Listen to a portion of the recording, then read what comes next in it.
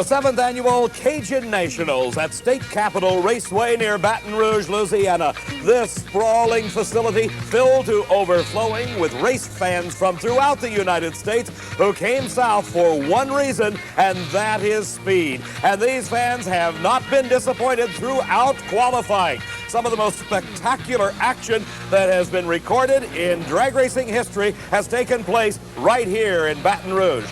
In qualifying, Don Prudhomme, the former four-time world champion, brings his new Pontiac Trans Am to the starting line against Trip Shoemake.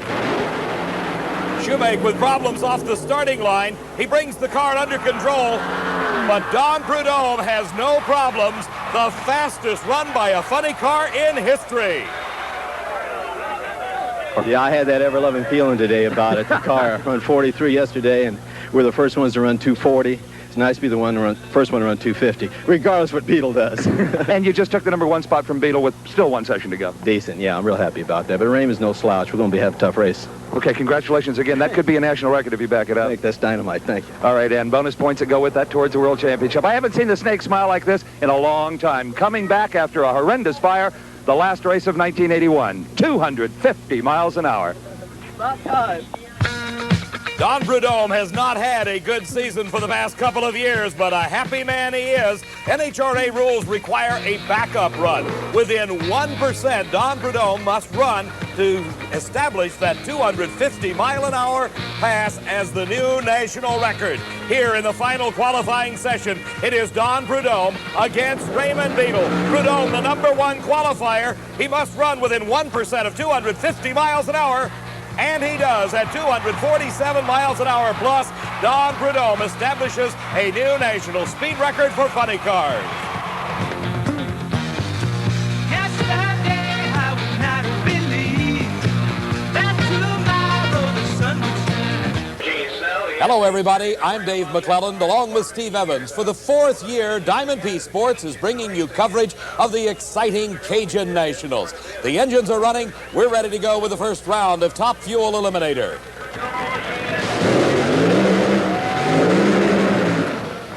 The first race today finds the longtime veteran Gene Snow matched against the rising young superstar Mark Oswald driving for the team of Candies and Hughes.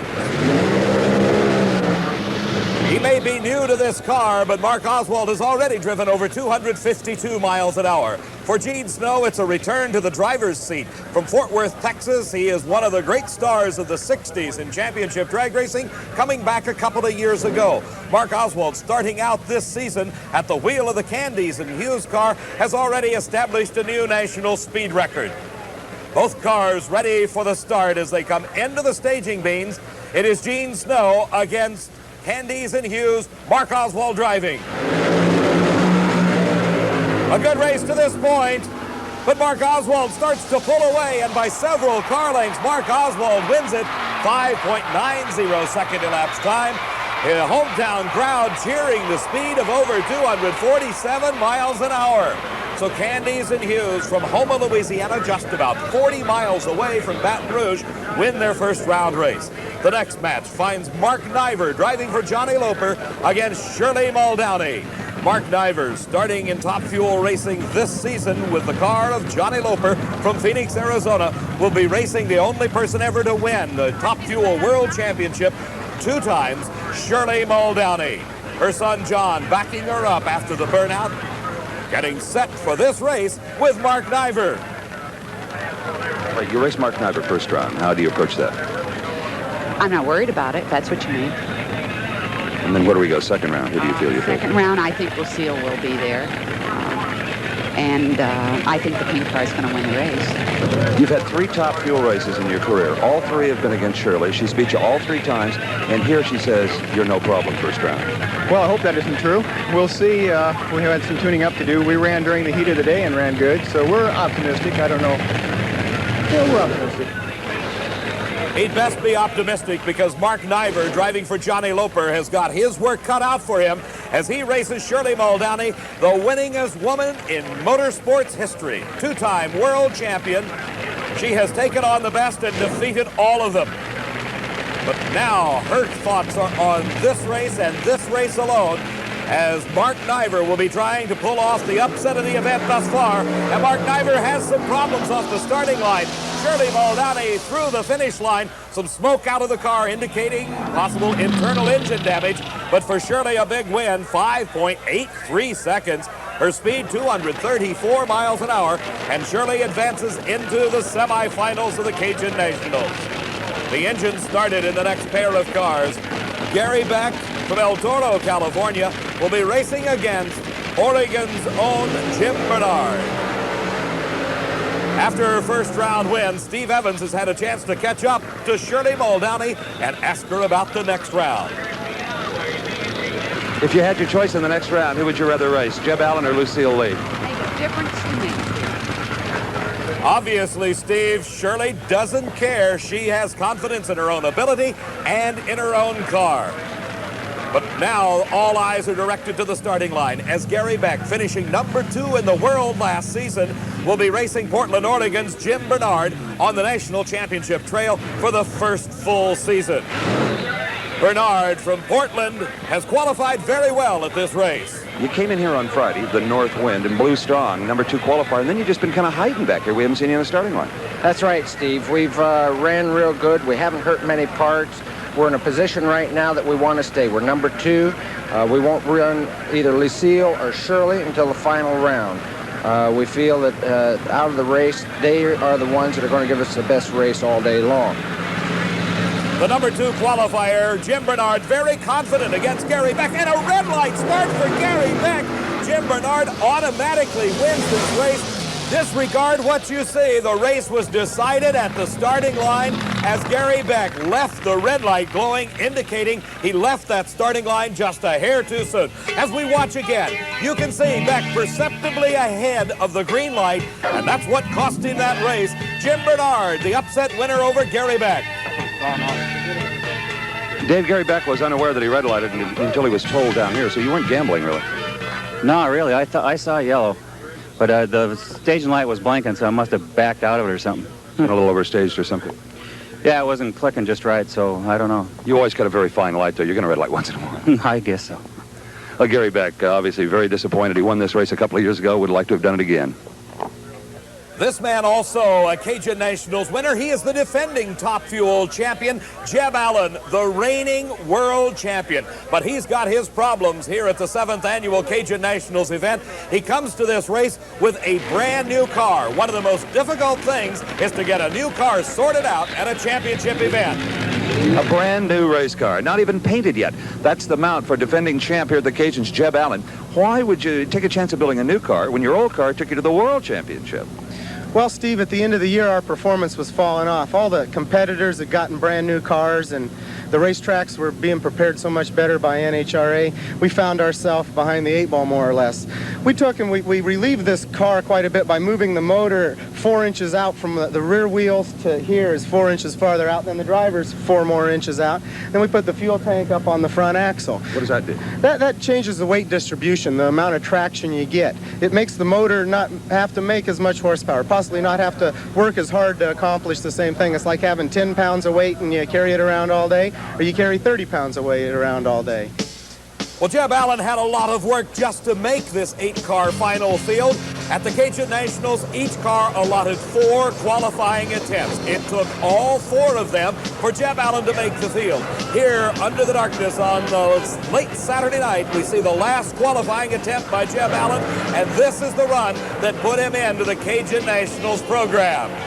Jeb Allen, his brand new car, the defending Cajun Nationals champion, with lots of work for him here, both in qualifying and in this race, because he is racing one of the hottest new stars in all of drag racing, Lucille Lee. Lucille driving a Top Fuel car for her first full season in competition 1 year ago was a secretary. Now she is driving this 2,500 horsepower car. She has already won a major NHRA championship event this season and is regarded by many as one of the hottest drivers on the circuit. Jeb Allen, the reigning world champion, the defending champ, has got his work cut out for him. Can he accomplish a first round win? Both cars set to go, and it is Lucille Lee losing traction. She almost loses control. Can she hold on to the lead? She does. It is Lucille Lee, 5.97 seconds in a brilliant driving exhibition. Lucille Lee overcomes the loss of traction. As we watch again, she passes the Christmas tree. Jeb Allen side by side, and there the car losing traction starts to go out of control. Lucille corrects the car, brings it back into a straight line, and continues to pull ahead of Jeb Allen. As they reach the finish line, 1,320 feet away by a half a car length, Lucille Lee takes the win. You know what happens next? Yeah. The race everyone's been waiting for a long time, you and Shirley. Well, she'll be tough to beat. And she's got lane choice, and I don't know what to say. Okay, we're looking forward to it. We'll see history here at the Cajun Nationals in the semifinals, as for the first time in national competition, 2 women race in Top Fuel Eliminator. Coming up next at the 7th Annual Cajun Nationals Championship, we'll get started with the fantastic funny cars. Baton Rouge, Louisiana, home of the Cajun Nationals at State Capitol Dragway. I'm Dave McClelland along with Steve Evans. The temperatures are in the 90s, and you can hear the engines running as we get ready to go with funny car racing. One of the new developments in drag racing is the use of nitrous oxide. A number of funny car racers are starting to experiment and develop the use of nitrous oxide. Steve is talking with one of them right now. In the unlikely event anyone should ever ask you what your dentist's office and a AA Fuel funny car have in common, you can tell them this: nitrous oxide. The same stuff your dentist used to make you feel a little more comfortable in the chair, laughing gas, Kenny Bernstein, has been used for years in airplanes and race boats and even race cars. Push a button, get hundreds more horsepower. You don't need more horsepower, do you? Well, sometimes we do, Steve, but as you say, pushing the button used to be the answer to all those things. You go down through there, push it, and get a lot of horsepower and go faster, but no one's perfected in the funny car ranks in that manner. What we're trying to do is flow the nitrous oxide to all 8 cylinders on the starting line, which keeps those cylinders alive and lit and not dropping them, which means you would run on 7 or 6 cylinders. If you've got 8 healthy cylinders, and we do with the nitrous oxide, then we automatically go faster. Nitrous oxide means a cleaner burning engine for Kenny Bernstein. David? Steve, our first pair of cars, we find Gary Bergen and Dale Paldy, neither of which are using nitrous oxide at this event. Paldy drives the War Eagle. For Gary Bergen, he sits behind the wheel of his own car called the Orange Baron. Bergen out of Stanton, California, a former national champion. Dale Paldy, also a winner several times on the NHRA Championship Trail, with a car that is regarded almost as a work of art, this the fabulous War Eagle. Car owner Mike Hamby climbing under the back of the car. There may be some problems. The crew coming in, starting to get underneath that car. We're looking as Mike Hamby is changing the setting on the wheelie bars. These are the cars that help keep the car under control should it go into a wheel stand. Dale Paldy, the driver, deciding they didn't like it where it was. He got his crew chief and car owner Mike Hamby to change the angle of those wheelie bars, allowing the car to come up even less off the starting line. For Gary Bergen, he has no problems. All he's doing is sitting very patiently and waiting while all the work's been done on the War Eagle. A great race, but something goes wrong for Paldy, and it is Gary Bergen. His elapsed time, 6.19 seconds, a roaring 243 miles an hour as he eliminates Dale Paldy and the War Eagle. The electric starter hooked up to the 2,500 horsepower engine of Al Sagrini as the fiberglass body is lowered over the tubular chassis as he gets set to go for his round of racing against the reigning world champion Raymond Beadle. His car coming to life. Raymond using nitrous oxide on the famed Blue Max. Steve is caught up with Dale Paldy. What went wrong? Dale Paldy, a great move up the starting line, then nothing. That's about what happened. The fuel shut off, lever vibrated loose. Fuel shut off, just shut the fuel off on the thing. When I felt the engine just die, I just shut the throttle off completely. One of those $2 part failures. Yeah, that's about it.